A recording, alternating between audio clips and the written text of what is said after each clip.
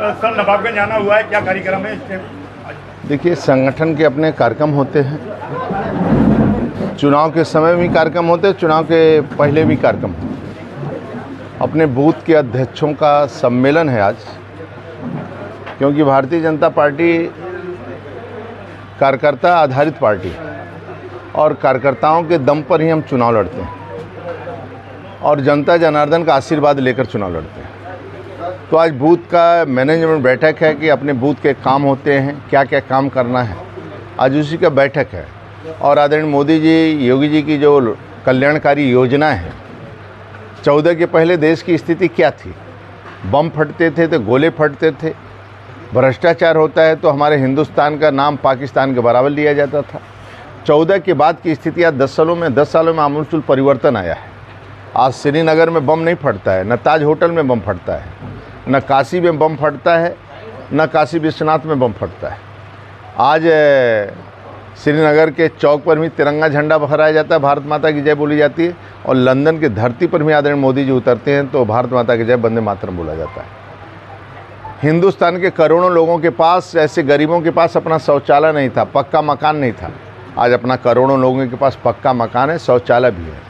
यही नहीं, आयुष्मान का 5 लाख का कार्ड भी है और गैस का कनेक्शन और बिजली का कनेक्शन भी उन घरों में है जो कभी बिजली नहीं देखे थे, टीवी नहीं देखे थे, गैस का कनेक्शन नहीं देखा था उनके घरों में। आमूलचूल परिवर्तन आया। यही नहीं, कोरोना वैश्विक महामारी में 80 करोड़ लोगों को भोजन भी, राशन भी देने का काम कोई कर रहा था, आदरणीय मोदी जी। और राज्य के अंदर 4 लेन की सड़कें, 6 लेन की सड़कें, आप बरेली से सीधे 4 लेन की सड़कों से आप लखनऊ होते हुए अयोध्या जा सकते हैं और अयोध्या के अंदर भी प्रवेश करेंगे तब 4 लेन की सड़कें मिलेंगी। और प्रभु श्री राम का प्राण प्रतिष्ठा हुआ है, शांति से हुआ, हिंदू मुसलमान सभी ने मिलकर किया, जिसका परिणाम रहा है कि आज अयोध्या के अंदर भी प्रसाद भी नहीं बचता है, रेस्टोरेंट खाली नहीं रहते भोजन के लिए, होटल कोई खाली नहीं है। तो वहाँ की आय भी दुगुनी हो रही है, 1.5 गुनी हो रही है, 4 गुना हो रहा है। लोगों का आय भी, संपत्ति भी बढ़ रही है, आर्थिक स्थिति भी मजबूत हो रही है। और इसी तरह श्रीनगर के अंदर जो पहले बम फटते थे, अब लोग पर्यटक पहुँचते हैं और वहाँ के भी मुस्लिम और हिंदू समाज के लोगों का दुकान व्यापार अच्छा बढ़ता है, अच्छा चलता है। और वहाँ की बेटियाँ भी, मुस्लिम बेटियाँ आज पायलट बन रही हैं, डॉक्टर बन रही हैं। तो जहाँ शांति वहीं समृद्धि है, जहाँ विकास है वहाँ समृद्धि है। आरोप लगा रहा है लगातार के जो विपक्ष के नेता हैं, जो दूसरी पार्टी के नेता हैं, उनको ईडी के द्वारा, सीबीआई के द्वारा डराया धमकाया जा रहा है, जेल भेजा जा रहा है। देखिए, आप सत्ता में आने के बाद भारतीय जनता पार्टी जब सरकार बनाती है तो गरीब की सेवा के लिए बनाती है। आपके देश के गौरव अटल बिहारी वाजपेयी को आपने देखा, देश के प्रधानमंत्री रहे, उनके पास अपना पक्का मकान नहीं था। आदरणीय मोदी जी हैं, वह साल भी जो गिफ्ट में भेंट मिलता है ना, तब भाई वाले परिवार वाले नहीं ले सकते हैं। सरकारी गाड़ी में भी भाई वाले परिवार वाले नहीं बैठे भाई। वह सेवा गरीबों के लिए, अपने परिवार के लिए 5 लाख रुपए नहीं दिया, लेकिन हिंदुस्तान के गरीबों को पक्का मकान और आयुष्मान का इलाज करने के लिए 5 लाख का कार्ड आदरणीय मोदी जी ने गरीबों को दिया। तो एक चाय बेचने वाला गरीब परिवार में जन्म लिया, गरीबी समझता है।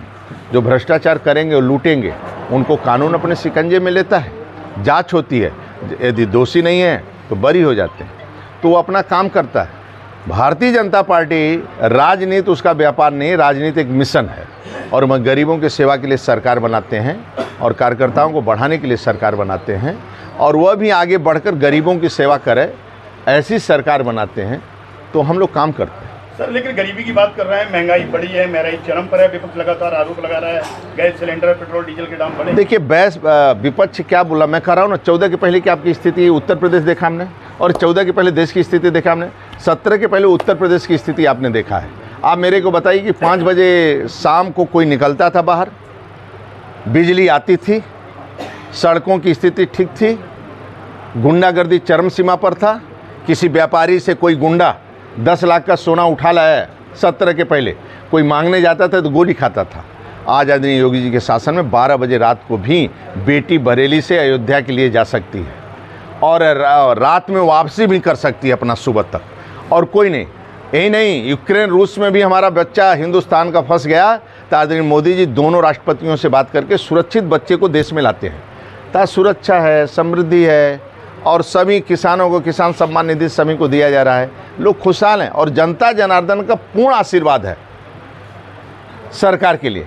और मैं गारंटी से कहता हूँ आदरणीय छत्रपाल जी हमारे सामने खड़े हैं, सज्जन व्यक्ति हैं, सुशील हैं, नम्र हैं, विनम्र हैं, ईमानदारी से जीवन काटा है और आने वाला समय में बम्पर है। बरेली भी जीतेंगे, पीलीभीत में जीतेंगे और राज्य में 80 सीटें एक तरफा आएंगे। आदरणीय मोदी जी प्रधानमंत्री बनकर फिर से पुनः गरीबों की सेवा करेंगे और दिव्य भूमि में जैसे स्वच्छता कर्मियों का पैर धोया, इसलिए गरीबों का सम्मान करना है हमारे जीवन का लक्ष्य है, हमारा ध्येय है। भारतीय जनता पार्टी का ही लक्ष्य।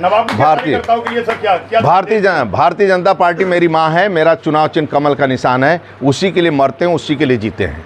पार्टी के कार्यकर्ता पार्टी में काम करते हैं, भारतीय जनता पार्टी को अपनी माँ समझते हैं और माँ का चुनाव चिन्ह कमल का निशान है, उसके लिए न सर झुकने देंगे। झुकेगा सर तो अपने भारतीय जनता पार्टी के लिए झुकेगा, भारतीय जनता पार्टी माँ है उसके चरणों में झुकेगा, बाकी सर ये झुकने वाला कहीं नहीं। इसी का इसे गौरव अटल बिहारी वाजपेयी एक कवि के बेटे थे, लेकिन किसी के सामने लंदन से लेकर किसी के सामने अमेरिका के सर नहीं झुकाया। वो अपने मातृभूमि के लिए सर झुकाया, झोली फैलाया, लेकिन किसी के सामने भीख नहीं मांगा तो अपने देश के।